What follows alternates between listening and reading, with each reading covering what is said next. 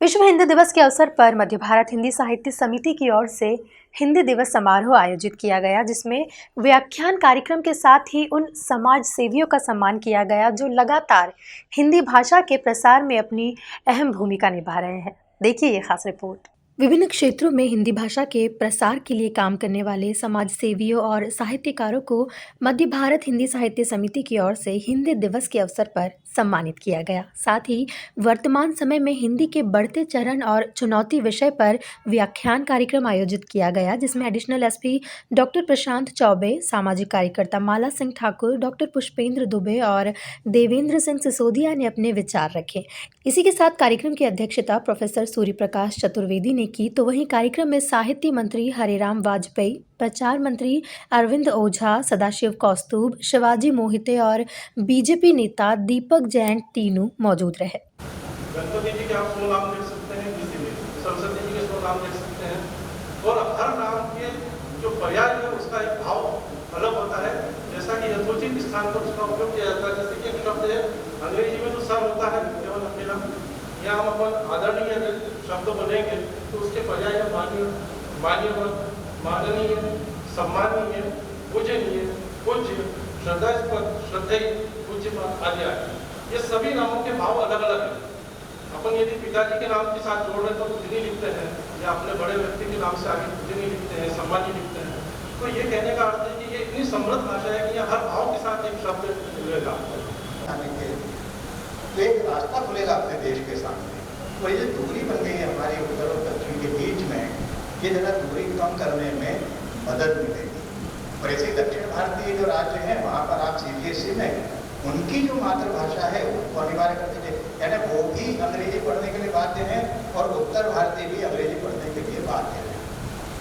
जबकि अंग्रेजी अपने देश में खिड़की होना चाहिए।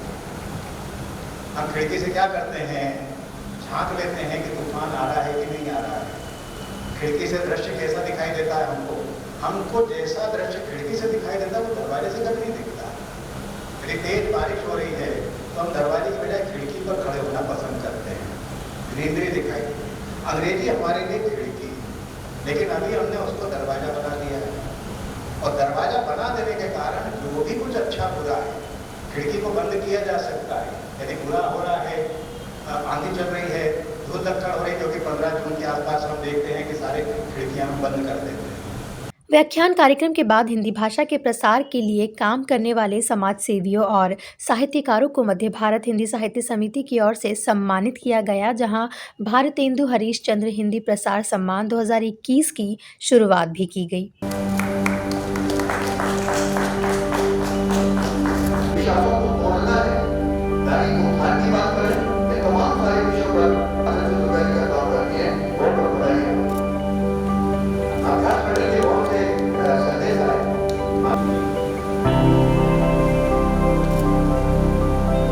हिंदी भाषा के प्रसार में अहम भूमिका निभाने वाली सामाजिक कार्यकर्ता माला सिंह ठाकुर की माने तो हिंदी में हस्ताक्षर करने के साथ ही कार्यकालीन कार्यों को भी हम हिंदी में कर सकते हैं।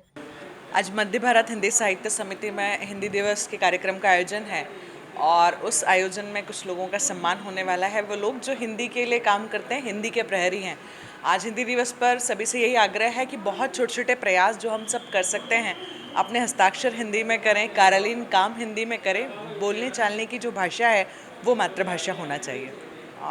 कुछ समाज सेवी हैं, पत्रकार हैं, इसके अलावा साहित्य के क्षेत्र में काम करने वाले लोग हैं।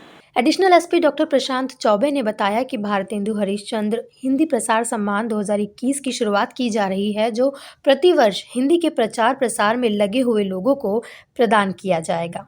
ये हिंदी साहित्य मध्य भारत हिंदी साहित्य समिति में हिंदी दिवस के उपलक्ष्य में कार्यक्रम आयोजित है। इसमें एक विषय पे 3 वक्ताओं के उद्बोधन है। उसके पश्चात भारतेंदु हरीश चंद्र हिंदी प्रसार सम्मान 2021 की शुरुआत आज की जा रही है, जो कि हम लोगों ने प्लान किया था।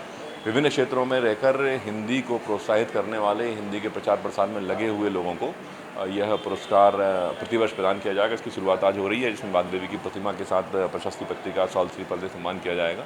उद्देश्य मुख्य रूप से ये है कि जैसा कि आप देखें कि जो अगर हम विकास की बात करें, तथाकथित विकास की जो बात होती है, तो अगर हम 20 जो जीडीपी के बड़े राष्ट्र हैं, जिनको हम बोलते हैं जिनका सकल घरेलू उत्पाद बहुत बड़ा है, ऐसे शुरू के 20 राष्ट्रों को देखेंगे आप, तो आप पाएंगे कि वो अपनी मातृभाषा में शिक्षा, दीक्षा, प्रशासन, न्याय सब कुछ मातृभाषा में करते हैं।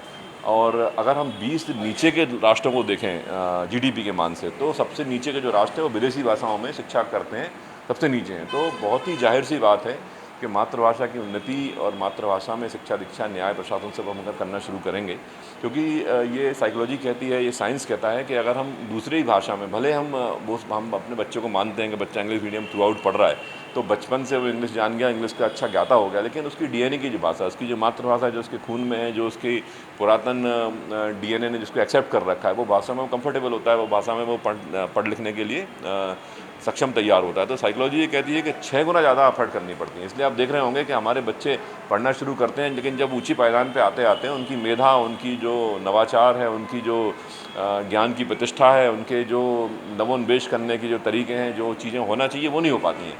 वहीं इस कार्यक्रम में शहर के साहित्य जगत से जुड़े लोग बड़ी संख्या में उपस्थित रहे।